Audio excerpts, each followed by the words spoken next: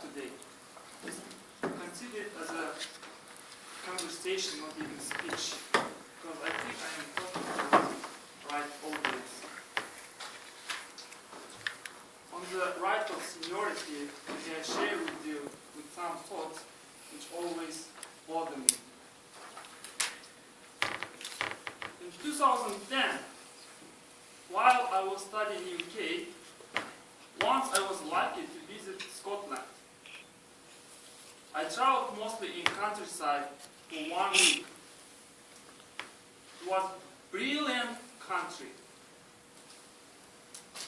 Culture is rich. Tradition is interesting. The national dress is amazing. The nature, green everywhere. Mountains, lakes, so beautiful. It's not possible to describe them. With such gifts from the nature, any nation must be proud and happy. But one thing I felt sorry about Scottish, that they have no independence, no freedom, no right to choose, and to do the things as they want to do it. And sadly, they lost their language as well. And nobody in the world will respect this nation as a separate country. Nobody in the world will accept them and talk to them.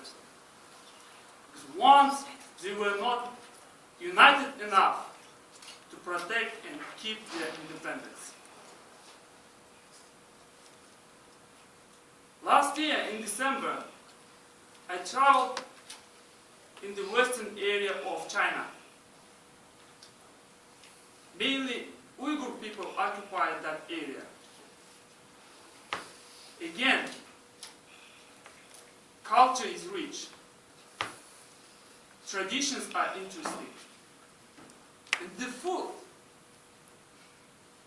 I had the most delicious lagman in my life.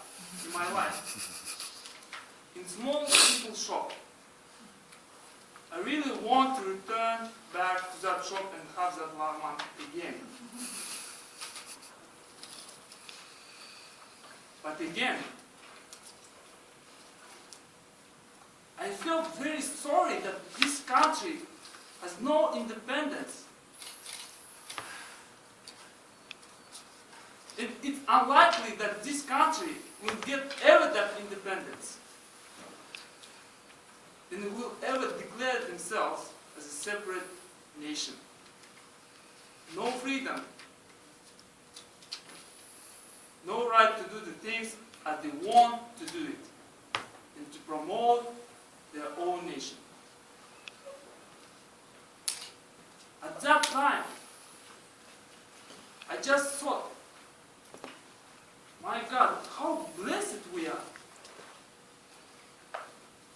We have our own independence. We have our own land. We have our own country. And we have the right to do it, to choose. But then, I thought, are we valuing enough what we have? Are we appreciating enough what we have? Do we know, this current generation, how we came to these days? Sadly enough, in 2010, while I was studying in UK,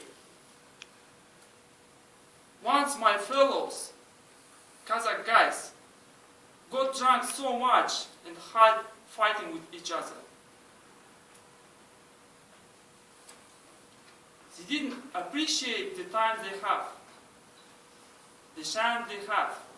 And one foreigner who witnessed that told me, oh, these are the Kazakhs, and these are the things usually they do. I felt ashamed. In fact, that was not only in my city where I was studying. Every Kazakh party in London ended up with fighting with each other. All the time. Unfortunately, our people had the reputation for the nightclubs of London. Notice on the door, no dogs and no Russian-speaking Chinese.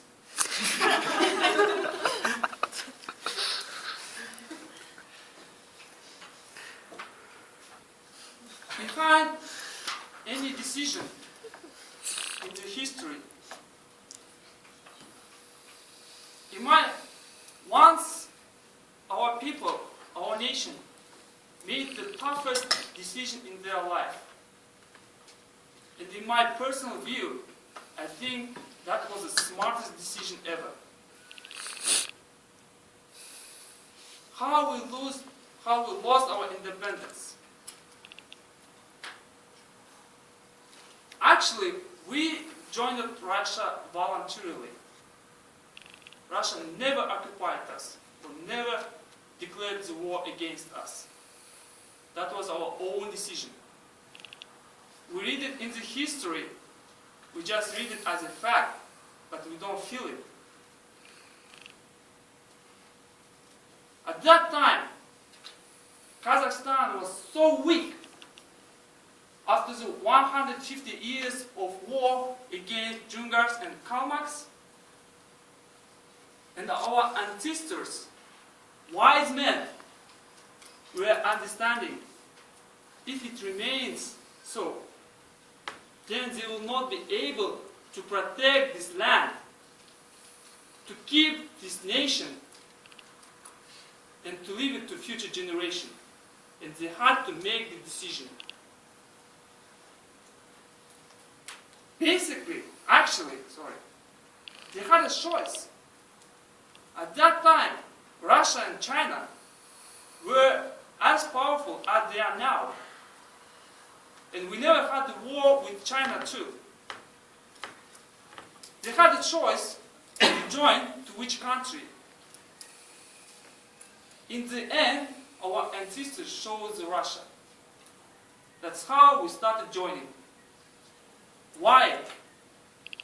Because our ancestors were understanding, if we join China, if we become part of this country, we look similar, we are Asians.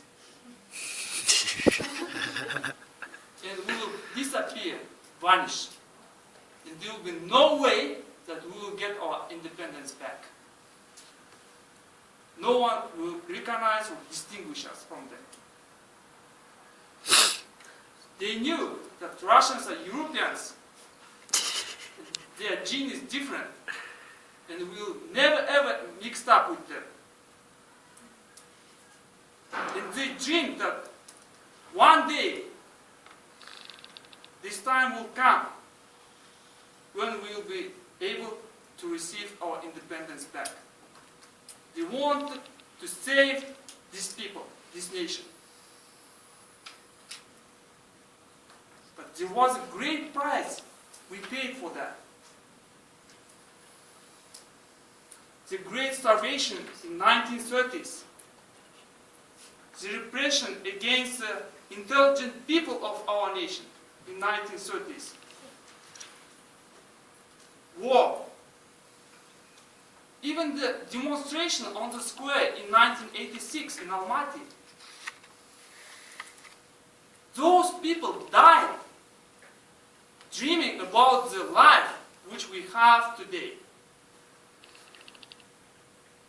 They dreamed about the freedom one day. They died unhappy.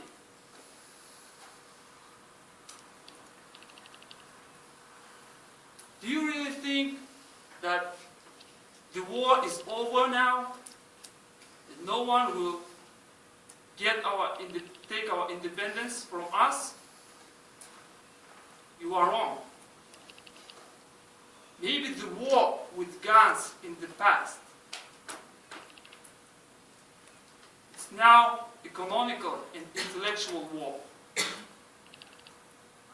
And whoever will lose this war in the world, believe me, I am telling it as a specialist of international economics and working in foreign companies, that nation will always be dependent. And in fact, will never have the freedom or the independence. We are losing this war. It's been 20 years since we got our independence. But except raw material production, we didn't develop anything. We just became the source of commodities. And the war will be won by the nation who has the science, education, and technology.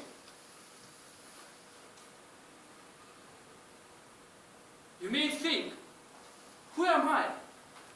It's the job of politicians who must change it. But you are wrong. Changes will never come one day. Changes will never come easily. Changes will come only the good people like you will stand up and say, I don't agree with things happening around me. I don't want the way it's being done now.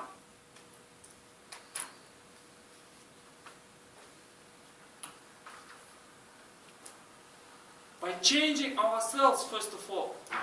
If you want to see the change, be the change. Be that change first. Be hungry for education. Do the sports. Have the better behavior. And be the model for others. Change yourself first. And change the things around you. You are the people who've been abroad, seen it, studied. If you don't do it, I cannot ask the guy who has never been outside of his village even.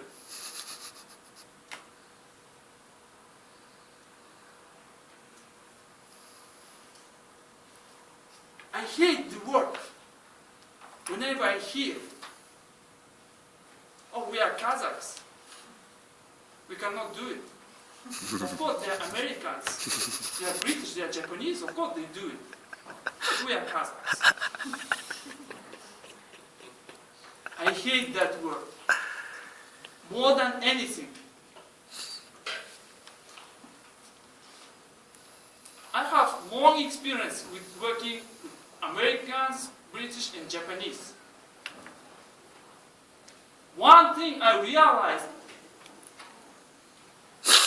they are not smarter than us. They are not smarter than any one of you.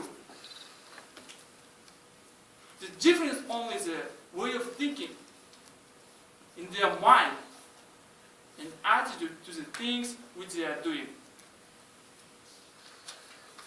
It's now our responsibility